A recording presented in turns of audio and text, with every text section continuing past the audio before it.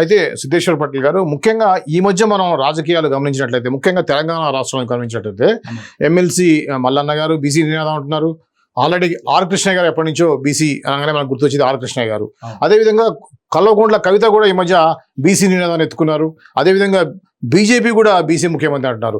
ఏమిటి ఉన్నట్టుగా ఈ పొలిటికల్ గా ఈ యొక్క చేంజ్ ఏంటి? ఇది ఒక తాయిలం లాగా అనుకోవచ్చా? బీసీలని వాళ్ళ వైపు తిప్పుకోవడం కోసం అనుకోవచ్చా? రాజకీయంగా ఉందంటారా? ఇది యాక్చువల్గా జరిగే పరిస్థితి ఏంటంటారు? ఒక ఉద్యమ నినాదం వచ్చింది, ప్రజలు దానికి అనుకూలంగా స్పందిస్తున్నారు కాబట్టి మొట్టమొదటి మేము పాదయాత్ర చేసినాం. తర్వాత అందరూ మాట్లాడుతున్నారు. సరే, ఆర్ కృష్ణ అంటే 1970 నుంచి ఆయనే బీసీ అనే అంశం తీసుకున్నాడు. సరే, అప్పటి నుంచి ఆయన బలహీనత ఏంటంటే ఇతర ఉద్యమాలు, ఈవెన్ అంటే తెలంగాణ ఉద్యమం, లేకపోతే అంతకుముందు మాదిగ దండోర ఉద్యమం ఏ స్థాయిలో రాడికలైజ్ అయితే అయ్యిందో, తీవ్రతరం చేసిండ్రు, అట్లా బీసీ ఉద్యమాన్ని తీవ్రతరం చేయడంలో ఆర్ కృష్ణ కొంత వెనుకబడతాను. తర్వాత ఇప్పుడు ఆయన వయస్సు కూడా పెరిగింది, వృద్ధాప్యంలోకి వచ్చింది. సరే, ఆయన మళ్ళీ పైగా ఇప్పుడు కేంద్రంలో అధికారంలో ఉన్న పార్టీలో ఉన్నాడు. ఆయన కొన్ని లిమిటేషన్స్ ఉంటాయి. మన మల్లన్న తను ఈ నిర్ణయాన్ని తీసుకున్నాడు, ఒక రాజకీయ పార్టీ పెట్టే వైపు తన ఆలోచన చేస్తున్నాడు. ఇలా బీసీలకు తెలంగాణలో ఒక రాజకీయ పార్టీ అనేది లేదు కనుక ఆ రాజకీయ పార్టీ పెట్టడం అనేది చాలా మంచి విషయం. తర్వాత కవిత ఆ కుటుంబంలోనేమో వాళ్ళ అన్నతోటి లేకపోతే నాయనతోటి కొంత అణచివేత గురవుతున్న పరిస్థితి. పురుషాధిక్య ప్రపంచంలో కుటుంబంలో, ఒక రాజకీయ కుటుంబంలో ఏం జరుగుతుందంటే పురుషుడికే ప్రాధాన్యత ఉంటుంది, వారసత్వం. వయసులో కూడా పెద్ద కనుక కేటీఆర్ ప్రాధాన్యత ఉన్నది, ఆమె అణచివేత గురైంది.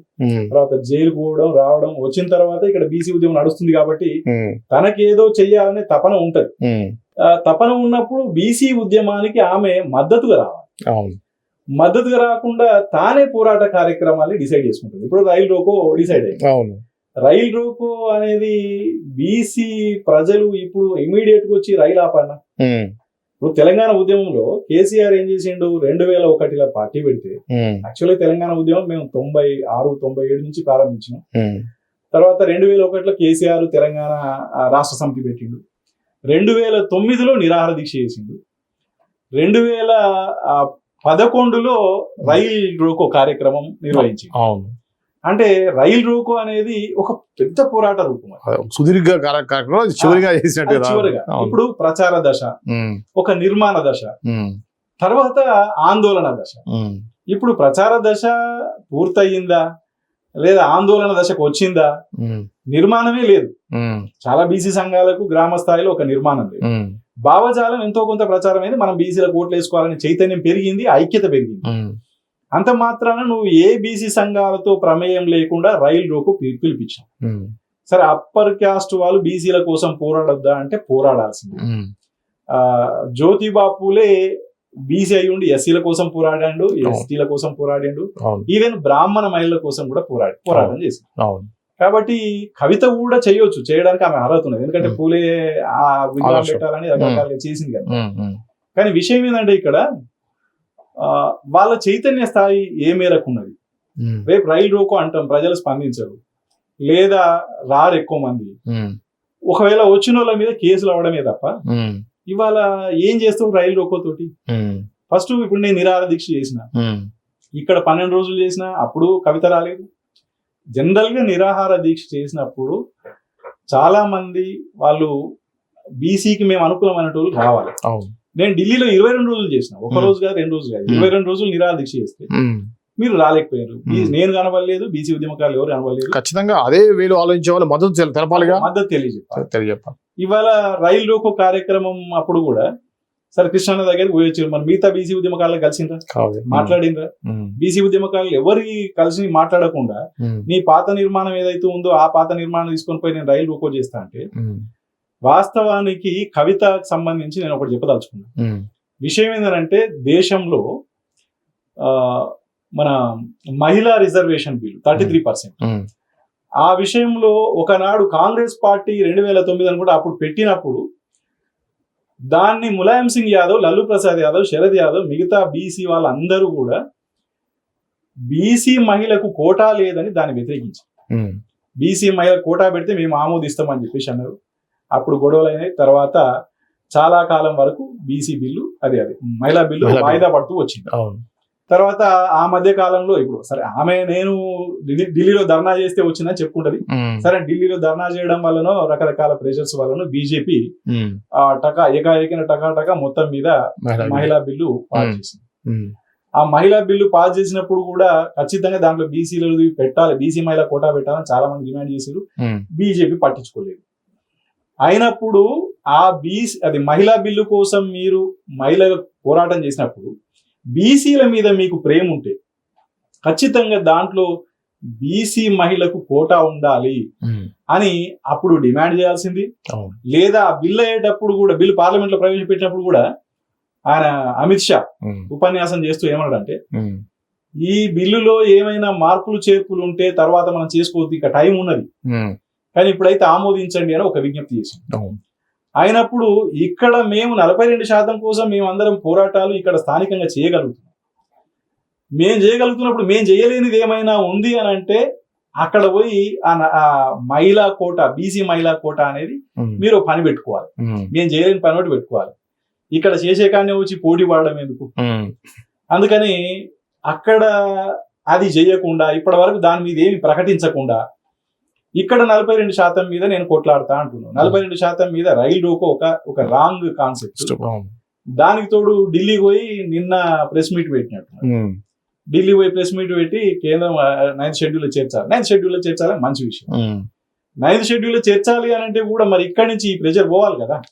నేను నిరాహార దీక్ష చేసినప్పుడు రేవంత్ రెడ్డి అసలు ఏమి ఈ రాష్ట్ర ప్రభుత్వం మౌనంగా ఉంది కదా. కాబట్టి ఢిల్లీలో పోరాటం చేసేటప్పుడు ఇప్పుడు కూడా మేము రేవంత్ రెడ్డికి ఒకటే అప్పీల్ చేస్తాం, ఢిల్లీలో మేము నిరాహార దీక్ష చేయడానికి సిద్ధం. ఈ 42% మీద కనీసం మీరు మద్దతు ఇవ్వగలరా ఆ పోరాటానికి? అప్పుడు ఇవ్వలేదు, ఇప్పుడు ఇవ్వగలరా? అందుకని ఈయన రేవంత్ రెడ్డి ఏమో మద్దతు ఇవ్వడు, తనేమో రైలు రోకో ఇస్తుంది, ఢిల్లీలో పోయి మాట్లాడుతుంది.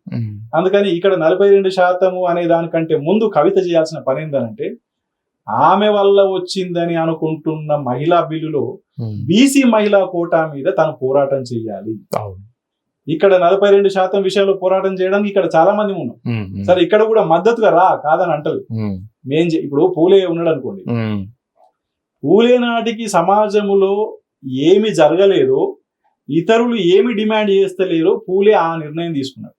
అంటే పూలే నాటికి ఏం జరగలేదు అంటే మహిళలకు చదువులేదు, తర్వాత భర్త చనిపోయిన వాళ్ళకి పునర్వివాహం లేదు, కనుక అది ఎవరు అడుగుతలేదు, ఆ పని చేయట్లేదు. కనుక మహిళలకు చదువు కోసం తన భార్యకు చదువు నేర్పుకొని ఆయన మహిళల కోసం స్కూల్స్ పెట్టింది. తర్వాత పునర్వివాహాలు, ఒకవేళ బ్రాహ్మణ వితంతువులు గర్భం దాలిస్తే కూడా వాళ్ళకు డెలివరీ చేయడానికి ఒక షెల్టర్ ఏర్పాటు చేయడం, అనేకమైన రాడికల్ నిర్ణయాలు అప్పటికి లేని తీసుకున్నాడు. కనుక ఆయన మహాత్ముడు అయింది. అప్పటికి ఇతరులు చేసినవి తను చేయలేదు, వాళ్ళకంటే గొప్పగా చేసింది కాబట్టి మహాత్ముడు అయింది. మరి ఆయనలాగా మనం కావాలనుకున్నప్పుడు ఇతర ఉద్యమకారులు చేసినవి కాకుండా మీరు ఏదైనా కొత్తగా చేయాలి. ఆ కొత్తగా చేస్తే మహాత్మురాలు అవుతారు. అందుకని కవిత దాన్ని బట్టి అది చేయట్లేదు కాబట్టి కవిత కూడా తన ఎగ్జిస్టెన్స్ స్ట్రగుల్ తనేదో చేయాలని తపన పడుతూ ఏదో ఇక్కడ నిలబడాలి లేదా మిగతా రాజకీయ పార్టీల మీద దుమ్ము వేయాలని చేసే కార్యక్రమం వల్ల ఏమవుతారంటే, నువ్వు ఈ ఉద్యమం చేసి ఇదంతా చేసి మళ్ళీ మీరు బీఆర్ఎస్ ని బలపరిస్తే, బీఆర్ఎస్ ఏం చేసింది, మరి మీ నాయన ఏం చేసిండు, గతంలో ఈడబ్ల్యూఎస్ రిజర్వేషన్ కేంద్రం బిల్లు చేస్తే ఇక్కడ ఎంత శాతం ఉన్నారు, ఎంత శాతం అగ్రకులాలు ఎంత శాతం ఉన్నారు, ఆ శాతంలో మళ్ళీ పేదలు ఎంత మంది ఉన్నారు అనేది తెలియకుండానే ఆగమేఘాల మీద ఇక్కడ 10% అమలు చేస్తున్న పరిస్థితి. అదే పరిస్థితి వాళ్ళ రేవంత్ రెడ్డి అమలు చేస్తున్నాడు. దాని మీద మాట్లాడాలి కదా, తను దాని మీద పోరాటం చేయాలి కదా. తర్వాత ఇవాళ 33% ఉన్న రిజర్వేషన్లను, 34% ఉన్న రిజర్వేషన్లను 23% పట్టుకొచ్చింది కేసీఆరే కదా. సరే అది అక్కడున్న చట్టబద్ధమైన సమస్యల వల్ల పట్టుకొచ్చిందని అనుకో. ఇవాళ మరి కేసీఆర్ తోటి ఆ పోరాటం చేయించాలి కదా నువ్వు. చేయించకుండా మళ్ళీ నేను బీసీ ఉద్యమం చేస్తున్నా అని చెప్పి బీఆర్ఎస్ కి మేలు చేసే కార్యక్రమం చేస్తే, అందుకని నేనేమంటున్నా అంటే, సరే ఇవాళ బీఆర్ఎస్ కు మేలు చేస్తారా, కాంగ్రెస్ మేలు చేస్తారా, బీజేపీ కూడా నేను బీసీకి ఇస్తాం అధ్యక్షుని పదవి, బీసీకి ఇస్తామని చెప్పేసి నాంచి ఇక అది కాదు భయ్, మేము మా లక్షణమే బ్రాహ్మణులకు ఇవ్వడం కాబట్టి బ్రాహ్మణులకి ఇచ్చుకుంటామని బీసీ ఉద్యమం నడుస్తున్న ఈ టైంలో బీసీ సీఎం రేపు వస్తుందో పోతో తర్వాత సంగతి. నువ్వు ఇవ్వగలిగింది అయితే అధ్యక్ష పదవి ఉన్నది కదా, అది ఇవ్వకుండా నేను భవిష్యత్తులో వచ్చినాడు బీసీ ముఖ్యమంత్రిని చేస్తామంటే ఎట్లయితే. అందుకని ఇవాళ ఈ 3 పార్టీలు కూడా బీసీలను మేలు కోరుకునే పార్టీలు ఏం కావు. దాంట్లో బీసీలు ఉన్నారు, దాని నాయకత్వాలు మాత్రం ఖచ్చితంగా అగ్ర కులాల చేతుల్లోనే ఉన్నాయి. పర్టిక్యులర్ గా ఈ రాష్ట్రంలో రెడ్డిల చేతుల్లోనే ఉన్నాయి. అందుకని మేము ఏమంటున్నామంటే ఈ 3 పార్టీలు కులాతీతంగా వాళ్ళ కుల ప్రయోజనాల కోసం పనిచేసినప్పుడు అగ్ర కులాలు, మనం కూడా బీసీలుగా మన ప్రయోజనాల కోసం మనం పనిచేయాలి. బీసీని కులాతీతంగానే మనం అంటే పార్టీలకు అతీతంగానే మనం గెలిపించుకోవాల్సిన బాధ్యత మన మీద ఉందనేది మనం రేపు చైతన్యవంతం చేయబోతుంది. ఓకే అండి, థ్యాంక్ యూ అండి. ఇది సిద్ధేశ్వర పటేల్ గారు ఏదైతే ఉన్నారో బీసీ సంఘానికి సంబంధించి బీసీలు ఏ విధంగా రాజకీయ చైతన్యంతో ముందుకు వెళ్ళాలి, ఆ రిజర్వేషన్ని ఏ విధంగా పొందాలనే దాని మీద వారు చేసేటువంటి ఏదైతే మీరు చేసే సంచార నిరాహార దీక్ష అనేది కొత్త కాన్సెప్ట్. ఇది యాక్చువల్గా కూడా చాలా ఇంట్రెస్టింగ్గా కూడా ఉంది. ఎందుకంటే నిరాహార దీక్ష చేసినప్పుడు వాళ్ళ మద్దతు ఇచ్చే వాళ్ళు వస్తూ ఉంటారు. అలా కాకుండా కామారెడ్డి టు కొడంగల్, ఇది కూడా చాలా బాగుందండి సిద్ధేశ్వర గారు. ఈ యొక్క కాన్సెప్ట్ చాలా అద్భుతంగా ఉంది. సో అందరికీ అందుబాటులో ఉండే విధంగా ఈ యొక్క సంచార ఏదైతే నిరాహార దీక్ష చేస్తున్నారో ఇది ఖచ్చితంగా సక్సెస్ కావాలని కోరుకుందాం. ఇది ఈరోజు అంశం. మరో అంశంతో మళ్ళీ కలుద్దాం. అంతవరకు చూస్తూనే ఉండండి CJ TV. Thank you.